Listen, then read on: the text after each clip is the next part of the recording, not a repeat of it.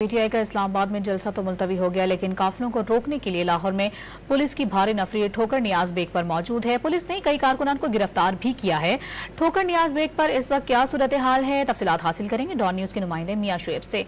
शुएब बताएगा कितने कारकुनान हैं जिनको पुलिस की जानिब से गिरफ्तार किया गया है और क्या सूरत हाल देख रहे हैं।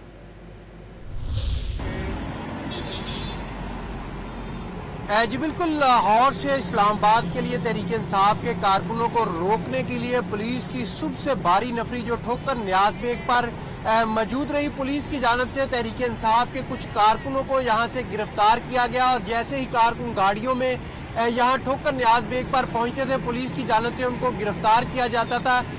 पुलिस की जानिब से खवातीन कारकुन, उसके साथ साथ तहरीक इंसाफ लाहौर के सदर शेख इम्तियाज़ को गिरफ्तार किया गया, जिसके बाद अपोजिशन लीडर पंजाब असम्बली यहाँ पहुंचे। उनकी जानिब से ये कहा गया कि हमारा 300 गाड़ियों का जो काफिला यहाँ से इस्लामाबाद रवानगी के लिए तैयार था, लेकिन क्योंकि हमारा जलसा जो है वो मनसूख कर दिया गया, हम यहाँ से वापस जा रहे हैं। लेकिन पुलिस की भारी नफरी ताहाल जो इस वक्त ठोकर नियाज बेग पर मौजूद है और इसके साथ साथ अपोजिशन लीडर की जानिब से ये भी कहा गया कि पंजाब हुकूमत की जानिब से दफ़ा 144 और हमारे जो कारकुन और रहनुमाओं की नज़रबंदियों के खिलाफ हम अदालत से रजू करेंगे, क्योंकि अपोजिशन जहाँ हो या हुकूमत हो, किसी का भी जो एहतजाज है वो जलसे है उसका आईनी हक है और हमें ये अपने आईनी हक से महरूम नहीं कर सकते। अगर हमारे कारकुनों को जो गिरफ्तार किए गए उनको रहा न किया गया तो हम ठोकर नियाज बेग पर भी एहतजाज करेंगे। जी।